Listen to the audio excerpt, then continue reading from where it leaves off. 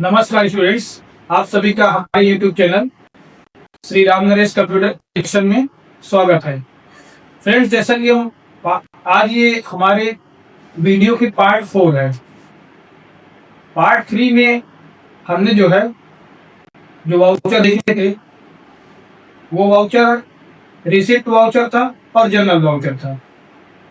ये उसी की आगे की वीडियो है जो कि इस सामने पार्ट 4 करके ला रहे हैं यूट्यूब में। तो आज हम लोग इसमें जो पार्ट 4 में देखेंगे टैली प्राइम में जो हमारा कॉन्सेप्ट है टैली प्राइम में वाउचर, और इसमें हम वाउचर देख रहे हैं। वाउचर में फिर से एक बार बता देता हूं कि वाउचर एक तरह का रिटेन डॉक्यूमेंट्स होता है जो हमारे किसी भी बिजनेस फाइनेंशियल ट्रांजेक्शन का एक प्रूफ होता है। तो इसी तरह से हम लोग एक वाउचर में सेल्स वाउचर देखेंगे और परचेज वाउचर देखेंगे जो कि हमारे बिजनेस में यूज होता है। क्योंकि हम लोग टैली प्राइम पढ़ रहे हैं तो इसमें जितने भी वित्तीय लेन देन होते हैं जिसको हम खास तौर पे व्यापार से जुड़े हुए बिजनेस से रिलेटेड, तो वाउचर के अंतर्गत जितने भी वाउचर आते हैं वो हम लोग देख रहे हैं। तो इसमें आज हम लोग सेल्स वाउचर और परचेज वाउचर देखेंगे। तो अगर हम बात करते हैं सेल्स वाउचर की, तो सेल्स वाउचर का उपयोग तब किया जाता है जब कोई बिजनेस या कोई व्यवसाय अपने ग्राहक को सामान या सेवा, इंग्लिश में बोले तो गुड्स या सर्विस, अगर कोई भी बिजनेस होगा तो वो कहीं ना कहीं या तो गुड्स का बिजनेस करेगा या सर्विस का बिजनेस करेगा। जैसे हमारे पास अपनी एक संस्था है Shri Ram Naresh computer education private limited company है, ऑब्वियसली ये बिजनेस ही है। हम लोग सर्विस प्रोवाइड करते हैं, कंप्यूटर एजुकेशन से रिलेटेड सारे कोर्स हमारे यहाँ कराए जाते हैं। तो ये भी हमारा कहीं ना कहीं बिजनेस है और इस सर्विस से रिलेटेड इसका काम है, बिजनेस का हमारे।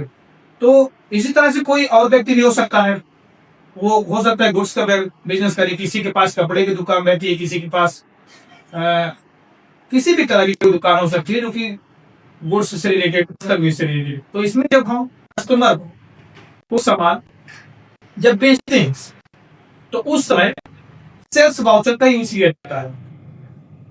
ठीक है, जैसे मान लीजिएगा अगर कोई व्यक्ति है, जैसे मान लीजिएगा एक बिजनेस है, कोई कपड़े की दुकान है, तो उसमें जब कोई ग्राहक कोई सामान खरीद रहा है तो उस समय कहीं ना कहीं जो है जो शॉपकीपर होगा वो सेल्स वाउचर जारी करेगा। जैसे परचेज अकाउंट में सपोज दैट कि अगर किसी ने सामान खरीदा तो जो सेल्स वाउचर होगा वो कस्टमर के अकाउंट हमेशा डेबिट होगा और जो शॉपकीपर होगा जिसका सेल्स अकाउंट होगा वो कहीं ना कहीं क्रेडिट होगा। ठीक है, तो मुझे लगता है आपको समझ में आ गया होगा। अगर हम बात करते हैं परचेज वाउचर की, परचेज वाउचर क्या होता है कि जब किसी बिजनेस कोई कस्टमर, या हम ऐसे कह सकते हैं परचेज वाउचर का उपयोग कब हम करते हैं जब कोई व्यवसाय या बिजनेस अपने किसी सप्लायर को सप्लायर से सामान खरीदता है, बोले तो परचेज करता है, तो वहां पे परचेज वाउचर जनरेट किया जाता है। जैसे इस वाउचर में कोई रिटेलर हो गया, वो अपने होलसेलर से प्रोडक्ट खरीदता है, बस समझ पा रहे हैं। तो कहीं ना कहीं परचेज वाउचर का यूज तब किया जाता है जब कोई सामान खरीदा जाता है।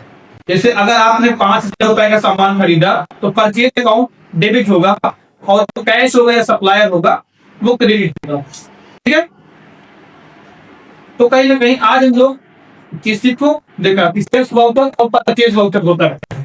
ठीक है ना, तो अगली कड़ी में आप लोग जितने भी सीरीज बना रहे हैं ये कहीं ना कहीं एक थ्योरी का पार्ट है। जब लोग टैली में जब काम करते हैं तो एक एक टर्मिनोलॉजी को समझना जरूरी होता है, खासकर लेजर में और इसके बाद वाउचर में, क्योंकि सारी चीजें इसी पे डिपेंड होती हैं और सभी का लगभग इंटरफेस एक जैसे रहता है। तो बेसिक टर्मिनोलॉजी को और शब्दावली को समझना बहुत जरूरी होता है।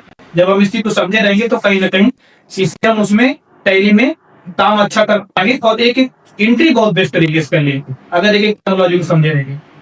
तो आज के लिए इतना ही, तो वीडियो देखने के लिए धन्यवाद।